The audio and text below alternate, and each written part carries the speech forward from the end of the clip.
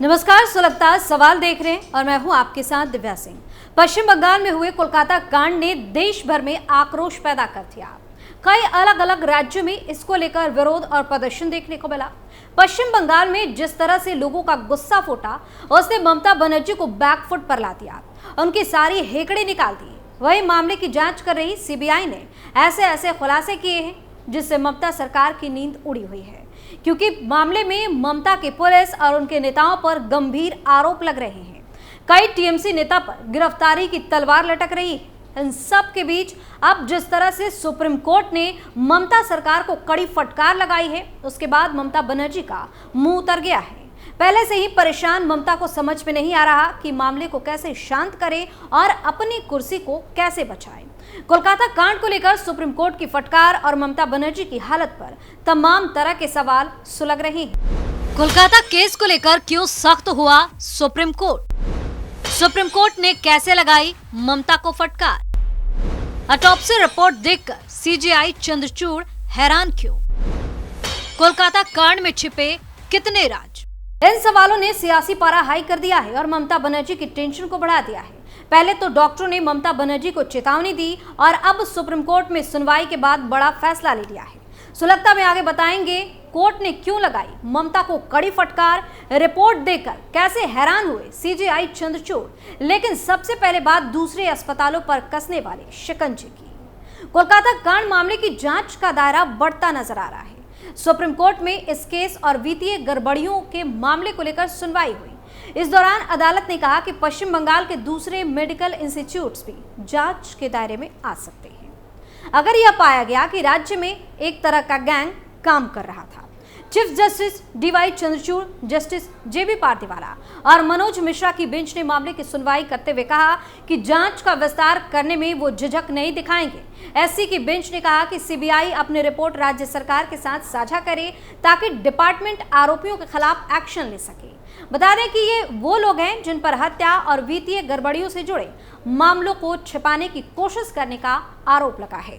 बंगाल सरकार ने कोर्ट को क्या दिया आश्वासन? एससी ने मामले की सुनवाई करते हुए ममता सरकार के प्रति नाराजगी भी जताई, खासतौर से यह देखते हुए कि सरकारी मेडिकल कॉलेजों में सीसीटीवी लगवाने, टॉयलेट्स का निर्माण करने और अलग रेस्टिंग रूम बनाने की प्रक्रिया बहुत धीमी है। इसके बाद बंगाल सरकार की ओर से अदालत में वकील राकेश द्विवेदी ने पक्ष रखा। उन्होंने बेंच को यह आश्वासन दिया कि यह टास्क 15 अक्टूबर तक पूरा कर लिया जाएगा। उन्होंने ये भी कहा कि अगर सीबीआई की ओर से आरोपियों के नाम दिए जाएंगे तो उनके खिलाफ एक्शन भी होगा। इस दौरान कोलकाता कांड की अब तक की जांच रिपोर्ट बंद लिफाफे में पेश की गई। इसे लेकर बेंच ने कहा कि जांच के दौरान कई अहम लीड्स भी मिली हैं। क्यों हुई बंगाल सरकार और डॉक्टर्स में बहस? बता दें कि ट्रेनी डॉक्टर से हैवानियत और मर्डर मामले को लेकर सुप्रीम कोर्ट में सुनवाई हुई। इस दौरान बंगाल सरकार ने कहा कि रेजिडेंट डॉक्टर्स इन पेशेंट डिपार्टमेंट और आउट पेशेंट डिपार्टमेंट पे काम नहीं कर रहे। इनके जवाब में डॉक्टर्स के वकील ने कहा कि सभी इमरजेंसी और जरूरी सेवाओं में डॉक्टर्स काम कर रहे हैं। सुनवाई की शुरुआत में पीड़ित के वकील ने कहा कि सोशल मीडिया पर पीड़ित की तस्वीरें और नाम उजागर करने वाले पोस्ट अब तक मौजूद हैं। इसे लेकर सीजेआई डीवाई चंद्रचूड़ ने कहा कि हमने पिछली सुनवाई में कहा था कि कोई भी पीड़ित का नाम और फोटो नहीं प्रकाशित कर सकता।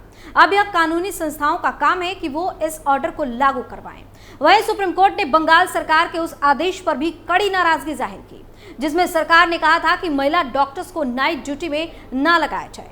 मौजूदा केस में डॉक्टर्स की सेफ्टी को देखते हुए यह फैसला लिया गया था।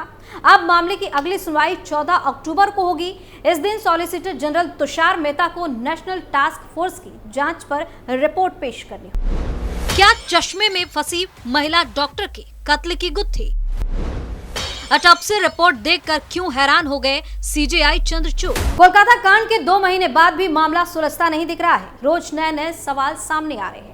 अब तो कुछ ऐसी बातें सामने आई हैं जिन्हें देखकर सुप्रीम कोर्ट के चीफ जस्टिस डीवाई चंद्रचूड़ भी हैरान रह गए। सुनवाई के दौरान उन्होंने पूछा कि क्या कत्ल के वक्त पीड़िता ने चश्मा पहना था, क्योंकि ऑटोप्सी रिपोर्ट में कुछ ऐसी बातें सामने आई हैं। जवाब सॉलिसिटर जनरल तुषार मेहता ने दिया।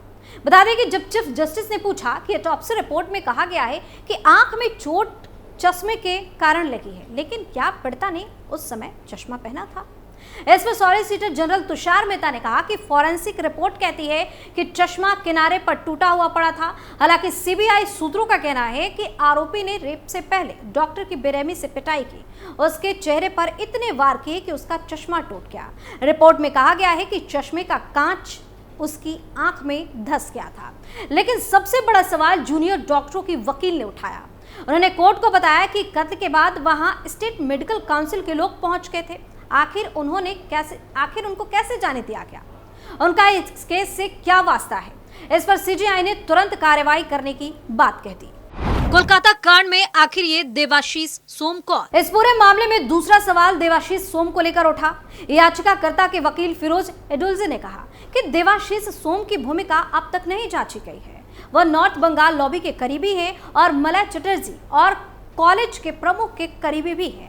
इस पर तुषार मेहता ने कोर्ट को बताया कि अस्पताल में भर्ती कराने से पहले देवाशीष सोम से पूछताछ की गई थी। इस पर सीजीआई ने पूछा, आखिर ये देवाशीष सोम है कौन? तब एडुल्जे ने बताया कि देवाशीष सोम फॉरेंसिक टीम के डॉक्टरों में से ही एक है। स्टेट मेडिकल काउंसिल के मेंबर वहां कैसे पहुंचे? कोलकाता कांड को लेकर जूनियर डॉक्टरों की वकील इंदिरा जयसिंह ने कहा कि पुलिस के पहुंचने से पहले 4 लोग मौके वारदात पर पहुंचे थे। उनमें से कुछ मेडिकल काउंसिल के सदस्य हैं जिनके पास वहां आने का कोई कारण नहीं था। हमें लगता है कि यह सिर्फ दुष्कर्म और हत्या का मामला नहीं है। स्टेट मेडिकल काउंसिल के मेंबर वहां कैसे पहुंच गए? जो लोग वहां पहुंचे वो अभी सत्ता में हैं। हमें इसमें कुछ खेल नजर आता है। उन्होंने कहा कि हमारे पास 4 नाम हैं, हमने नाम सीबीआई को दे दिए हैं, इन्हें जांच होने तक सस्पेंड किया जाना चाहिए। इंदिरा जयसिंह ने कहा कि हम लिख कर दे रहे हैं कि डॉक्टर काम पर लौट आए हैं, लेकिन जो लोग जांच के दायरे में हैं वो अभी भी आरजीकर में काम कर रहे हैं। क्या जांच पूरी होने तक उन व्यक्तियों को निलंबित किया जा सकता है? इस पर चीफ जस्टिस ने साफ कर दिया कि शिकायत करने वालों और जांच को प्रभावित करने की कोशिश कर रहे सत्ताधारी दल के लोगों के खिलाफ क्या कार्रवाई की जा सकती है, इस पर अंतिम फैसला राज्य सरकार लेगी। लेकिन अगर सीबीआई को ऐसे किसी व्यक्ति की जानकारी मिलती है तो वो राज्य की मदद करेगी। उन्होंने साफ साफ पूछा कि रिपोर्ट किसने दी, उसके बाद उस पर क्या कुछ हुआ।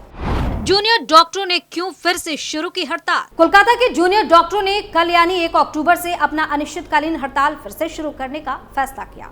अस्पतालों में अपनी सुरक्षा की मांग राज्य सरकार से करते हुए जूनियर डॉक्टरों ने पूरी तरह से काम बंद कर हड़ताल शुरू करने की बात कही।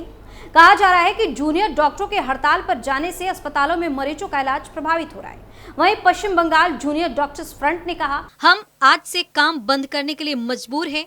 जब तक अस्पतालों में हमारी सुरक्षा को लेकर प्रदेश सरकार द्वारा कोई स्पष्ट कार्रवाई नहीं की जाती, तब तक हमारे पास अपनी हड़ताल जारी रखने के अलावा कोई विकल्प नहीं होगा। जूनियर डॉक्टरों ने अस्पतालों में पूरी तरह से काम बंद करके हड़ताल पर जाने का फैसला पश्चिम बंगाल की ममता सरकार की ओर से उनकी सुरक्षा सुनिश्चित न कराने को लेकर लिया है। हालांकि डॉक्टरों और सरकार के बीच बातचीत जारी है। हड़ताल में हिस्सा ले रहे डॉक्टरों का कहना है कि विरोध के 52 दिनों के बाद भी वे अभी भी हमलों के अधीन हैं। मुख्यमंत्री ममता बनर्जी के साथ चर्चा के दौरान किए गए वादों पर कोई प्रगति नहीं हुई है। हम अभी भी हमले का शिकार हो रहे हैं, हम पे हमले किए जा रहे हैं और मुख्यमंत्री ममता बनर्जी के साथ बैठकों के दौरान किए गए अन्य वादों को पूरा करने का कोई भी प्रयास नहीं दिख रहा है। पूर्व प्रिंसिपल संदीप घोष को क्यों होगी फांसी? कोलकाता के आरजीकर मेडिकल कॉलेज मामले में पूर्व प्रिंसिपल संदीप घोष और पूर्व पुलिस अधिकारी अभिजीत मंडल पर गंभीर आरोप लगे हैं। सीबीआई अदालत ने कहा कि अगर ये आरोप साबित होते हैं तो दोनों को मृत्यु दंड हो सकता है, यानी कि दोनों को फांसी की सजा हो सकती है, जो केवल सबसे दुर्लभ मामलों में ही दी जाती है। अदालत ने दोनों को हिरासत में रखने का आदेश दिया है और माना है कि ऐसी गंभीर मामलों में जमानत देना उचित नहीं होगा।